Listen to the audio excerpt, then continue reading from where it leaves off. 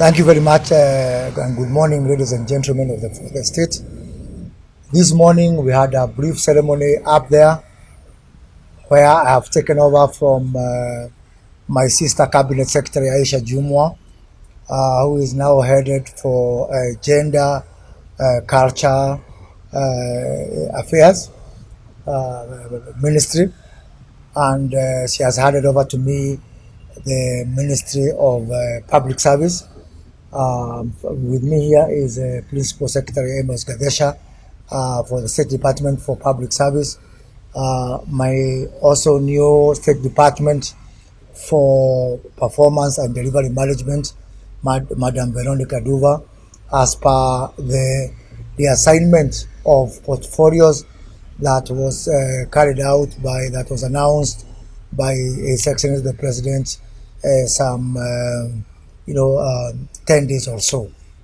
I'm delighted to take over this ministry and to drive forward the transformation of our public service, and most importantly, to ensure that we have got a fit for purpose public service and a public service that adds value to the people of this country. As I've told Madam Aisha Jumo, we have got 900,000 public servants in this country, and these public servants, they are supposed to deliver service to 55 million Kenyans. That means we have got roughly around 60 Kenyans that depend on each of us as public servants. If you look at the issue of expenditure, we are now, our recurrent expenditure stands at around 52% of our tax ordinary revenue.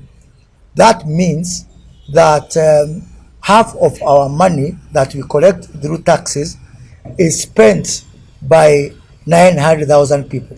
They are the ones who make decisions to spend, and they are the ones who consume 52% of our ordinary revenue. My question is that a fair system where one person is consuming revenue contributed by 60 people? The only way out is for public servants to make a decision, a rational decision, a deliberate decision, whether they want to continue to be paying to this country or they want to be part of adding value to these people who contribute to the taxes with which they are paid. And if you look at what is happening, with utmost respect, with profound respect, I am of the view that we ceased having a public service a long time ago. What we have is public employment. We are just engaged in coming to work because we are gainfully employed by the people of Kenya. And I'm asking public servants in this country to make a choice whether they want to remain as people in public employment or they really want, as the name suggests, to join public service. So I'm asking all these wadosi you see here to transition from being in public employment to being in public service. And being in public service entails a lot. You have to do more than work. I'm finding nowadays, I thought this is a culture that is there with the people who have been in the public service for a long time. But even people, young people, even colleges, who find themselves with that privilege of working in the public service, getting into the same bandwagon of hanging their jackets in the offices, of just doing what is, the hours required of them. People are not going even one extra mile to work for these people, for the great people of this country. And being in public service is a very big privilege and honor that needs to be reciprocated by people who are enjoying that privilege and deliver more than a job to people who are paying taxes. 52% of taxes that are consumed by these 900,000 people. We really, truly owe the people of this country much more. I'm aware that President Kibaki, the late Kibaki, in his first government, attempted to reform the public service. That effort was abandoned somewhere, midstream. And I intend to pick from where President Kibaki left it by carrying out, a process-based reform of the public service to ensure that we have got a public service that is agile, that is nimble, that is fit for purpose, and that is value adding to the people of this country. With me here also is a team from several departments. We have got the Director General of the National Youth Service. And let me take this opportunity, although I'll be visiting the NYS next week, and I'll make much more specific pronouncements on the way forward on the National Youth Service. But if you are a young person in this country, my simple advice is don't look for those other lofty jobs you're looking there. The National Youth Service will be the engine of transforming this country. It will be the engine of growing this country. It will be the engine with which the government of President Ruto is going to use to wake up our agriculture, to revive our manufacturing, to inculcate a culture of service that is based on patriotism and love for this country. We are going to transform radically the National Youth Service, and I can assure you that if you are not in the National Youth Service, you need to think twice. Gone are the days now when National Youth Service was for people who don't have anything else to do in life. We want to use the National Youth Service as a tool of hope, as a tool for intervention in various sectors in this country, so that we can be able to move forward and move our country forward. You all know the big problem we have in this country of unemployment. It is a national disaster. It is a catastrophe. We cannot do things the same way again and again and expect different results. And in 2015, with the first vision that was announced for the National Youth Service by the previous government, unfortunately, when the NYS had some problems, the whole even withdrew away the baby with the bathwater.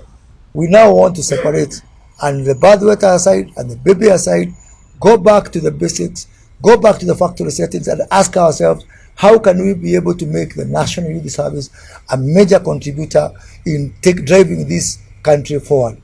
In the same manner that we are going to address our Kenya School of Government, you can also expect some major transformation in the Kenya School of Government to assist the country in areas which we don't understand, which are not historically part of our forte, areas like climate change, areas like green finance. And I've had a discussion with Dr. Udeki Chewa, who is a Director General there, that he needs to get ready to do some major transformation of that institution. And actually, it is my view and my hope and my determination that the Kenya School of Government will also be our tool for widening our influence, especially around Africa, by not just being the Kenya School of Government, but also by being the Africa School of Government, so that we can be able to train people from Egypt, from Morocco, from Nigeria, from South Africa, and showcase that the best place you can be able to learn about government is actually in the Kenya School of Government, which I hope some years down the line will truly be transformed into an Africa School of Government. Huduma centers is another area that I want to keep a very close eye on. As you know, Huduma is a very popular facility for most Kenyans. I don't know, you are doing how many transactions? 50,000 every per day. 60,000 transactions every day. And we're only talking about 58 transactions. So what we want to do, 52 centers. What we want to do, I want to have a discussion with the Postal Corporation of Kenya, and we have got around 893 post offices. What we are going to do is ensure that everywhere there's a post office, it's also a Huduma center, because clearly Kenyans have shown that they have got faith and confidence in Huduma centers. But not just that. Two things. One, we are also going to use our Huduma centers and interest the private sector to trust us in service delivery, even in services which have got nothing to do with the government. Because clearly, if this is one area where the public sector is doing much better than even the private sector, and so why not offer our services even for the private sector? His Excellency the President has challenged us on the issue of sustainability, on the issue of not just depending on exchequer. And my first area of that endeavor is to ensure that Huduma centers do not depend on money from the exchequer. We generate our own revenue, and I'm going to also to have a discussion with the consumer department within government. People like immigration, driving license, and all this. For so long, you've been enjoying this service without paying. Now there's no more free lunch. Yeah, you have to pay for it. We are going to introduce a fee for service, even for government services, for private sector services, to support our national e-commerce, because Huduma Center can really be the backbone of our national e-commerce initiatives. Let me turn also to my new state department, the State Department for Public Service and Delivery Management. And, let me say this. Some times back, and I was part of the political system, when there was an outcry about the way government is delivering, a lot of what I call boyfriend, girlfriend, letter writing to each other within government. People writing from this desk to that desk, as if desks are human.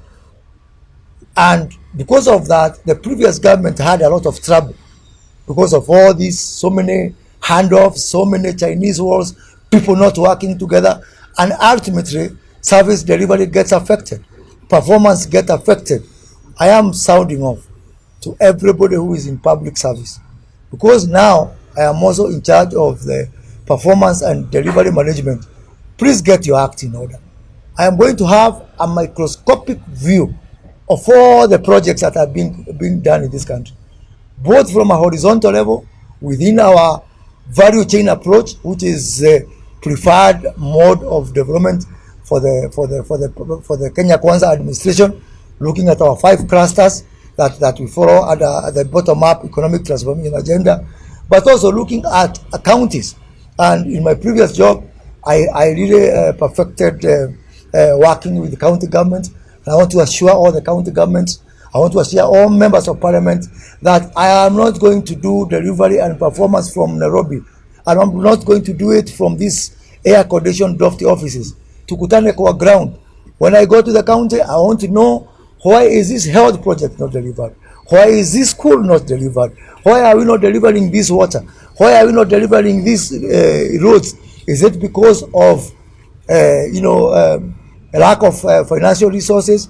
Are there better ways that you can be able to raise government revenue?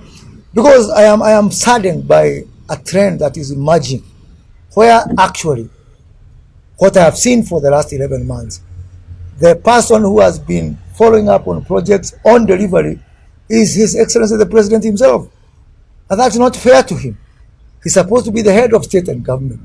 We cannot leave the task of ensuring that you are delivering, that you are performing, that you are living up to the commitment that you have made to these people, to the President. I want to relieve the President of the burden of following up even the most minute thing. We are not being fair to the President, and that is why I want to really deploy the government delivery services, the State Corporation Advisory Committee, the Inspectorate of State Corporation, and the Performance Contracting Unit to actually relieve the President of the burden of having to find out whether there is a power blackout, whether this road, whether Mwananchi is complaining. And we don't have the luxury of time. In another 45 months, we take back our contract to the people. There's hardly any time for bickering. We are running out of time. Mwananchi is asking us questions. People are saying they want to see what we promised them. Really, it is a very, very critical and severe situation. And really, laziness is not an option. If your vehicle is not moving, Get out of the way. Ondoa jam kwa barabara, so that those people who want to deliver can be able to deliver. So I don't have those officers from the government delivery services, from the performance contracting. They are here, from the inspectorate, from the state corporation. But I want to tell them, a new sheriff is in town. You can allow me, but I'll make sure you deliver. Asante sana.